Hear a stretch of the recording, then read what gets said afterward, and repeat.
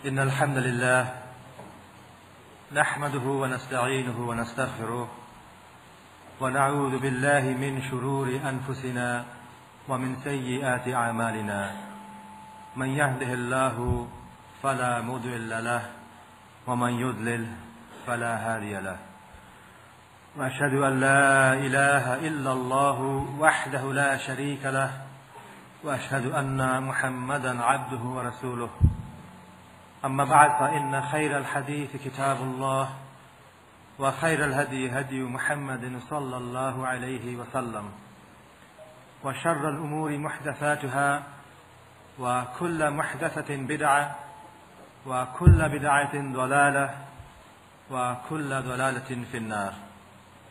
Alhamdulillah, we begin with the praises of Allah. We glorify Him. We seek His help in all our affairs.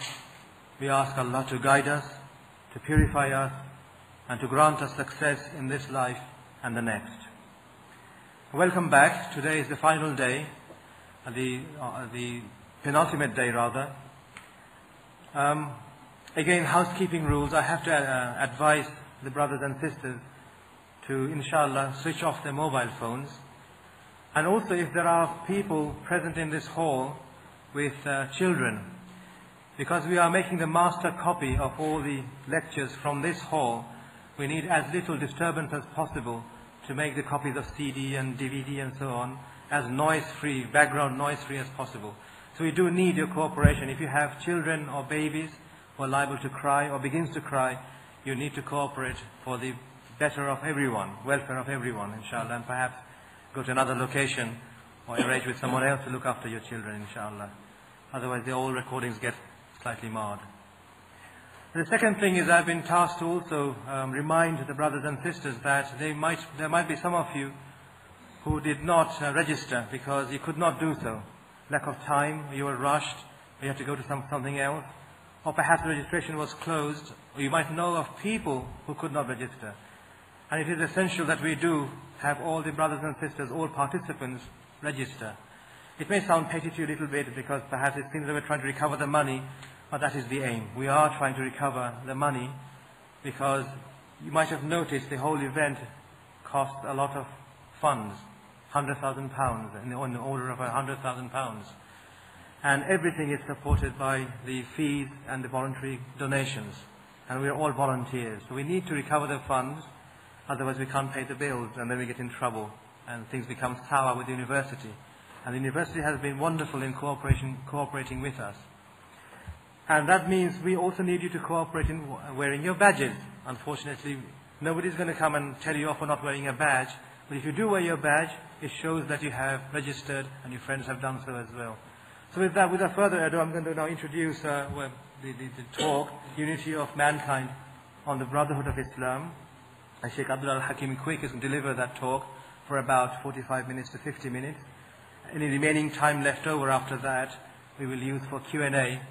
And as usual, if we can't, and we won't be able to answer all Q&A, we will have to defer that till tonight, when the final session at 10:30 is reserved for Q&A until as long as people want and the speakers can cope with. We may carry on till about 3 in the morning. It's up to you.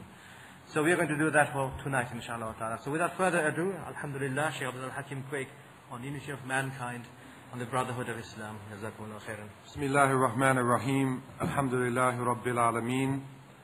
Wal aqibatu lil muttaqeen wa la udwana illa 'ala adh-dhalimin. Wa ashhadu an la ilaha illa Allah wahdahu la sharika lah. Wa ashhadu anna Muhammadan 'abduhu wa rasuluhu sallallahu alayhi wa ala alihi wa ashabihi wa man da'a bi da'watihi wa istanna bi sunnatihi ila yawm ad-din wa sallam tasliman kathira. Amma ba'd. All praises are due to Allah, Lord of the worlds. And surely the best reward is for those who have taqwa. And surely there is no animosity except for the oppressor. And I bear witness that Allah is one and has no partners. And that Muhammad, the son of Abdullah, is his servant and his last messenger. And may Allah always and constantly send peace and blessings to Muhammad and to his family and his companions, and all those who call to his way and establish his sunnah to the day of judgment. As to what follows, I begin with the greeting words of paradise. Assalamu alaikum wa rahmatullah. And I pray that Allah subhanahu wa ta'ala would bless this gathering and would forgive us for our shortcomings and give us that ability to speak to each other not only from the mind but to speak from the heart.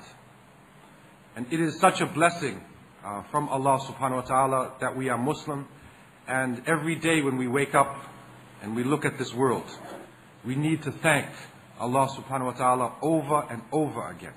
Alhamdulillah, that Allah has helped us to be Muslim. Many of us were totally astray, totally off the path in other ways of life, and Allah guided us to the light of this deen. Others were born in Muslim families and never really understood the message of Islam until they were 20 years old or 30 years old. And then Allah blessed them with that feeling to hold tight to the book of Allah and the sunnah of the Prophet, peace and blessings be upon him. And so we need to thank Allah, because this guidance that we have, this Quran and the sunnah, is light in the times of darkness. It is the roadmap for us. It is our system, our divine system, which is above all man-made systems. And Allah tells us, A'udhu billahi minash shaitanir rajim, Ya ayyuhal ladhina amanu taqullaha wa kunu ma'as sadiqeen. Allah tells us in His glorious book in Surah At-Tawbah, in verse 119, O you who believe, have the consciousness of Allah and be with the truthful. Kunu ma'as sadiqeen. And as-sidq is the truthfulness, being trustworthy, not only in words, but in actions. That faith is something that we say, it is al-qawlu bil-lisan, that we say it with our tongues, at-tasdeeq bil-qalb, and we confirm it with our hearts, wal-amal bil-jawarih, and that it interprets itself in our practices. It is not enough to say that we are Muslims. We have to confirm this. We have to practice it now. Especially in these times when Allah subhanahu wa ta'ala is putting us in the barrel of decision. And being put in the barrel of decision is not necessarily a punishment for this ummah. To be put in the barrel of decision in many parts of our history, if we analyze the position of Muslims, we find that after the pain and the suffering and after the setbacks, Allah raised up amongst our ranks those who would give us new life and would return to the sources of Islam and to bring those original principles alive in a relevant way in that particular time period. And so we are in one of these, what you could call purges, tamhis, this purification, this divine sunnah, sunnatullah, this way that Allah subhanahu wa ta'ala has established and has blessed us with as an ummah. And the contradictions that we are living in now are contradictions that are so great, that are so immense, that sometimes it is mind-boggling when we look at the position of Muslims, but we need to try to do this in the light of the divine message that has been revealed to us, not only for the Prophet ﷺ, but for his followers and for all those intelligent human beings to the day of resurrection. When we look at the Muslim Ummah, we find that we are over 25% of the earth's population. We find our countries on strategic positions in the world, strategic waterways, strategic mountain passes. We are some of the richest people in the world. If you were to take a look at the top 10 rich people on earth, you'd probably see the majority are Muslims. But at the same time, we have poverty, terrible poverty.